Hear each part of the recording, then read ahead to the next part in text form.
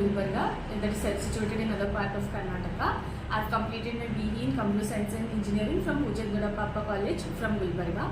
I joined JSpider in the month of July last week, and my coaching really started on a strict note from August first week itself. So every trainer was very helpful. I attended various courses including aptitude, communication, Java and SQL others. I got placed in a company called as Alphonse in the month of December.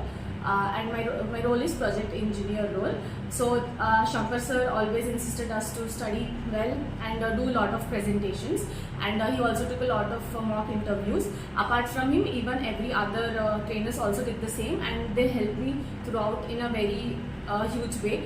They explained each and every concept in very detail. Very minute thing was also explained, and they made even practice notes, and they made us to practice each and everything. So I can say that JSpider is a very great place to learn and explore things, and you will get very great opportunities. I insist everyone to study hard, do presentations, attend mock interviews, and each and every mock. Don't take anything lightly, and please attend pre-drive test, because that is very helpful. Once you get through that, you can get into companies. Every HR will also help you, every trainer will help you. So this was a great experience overall, and I'm very thankful to JSpiders for giving me this opportunity. Thank you.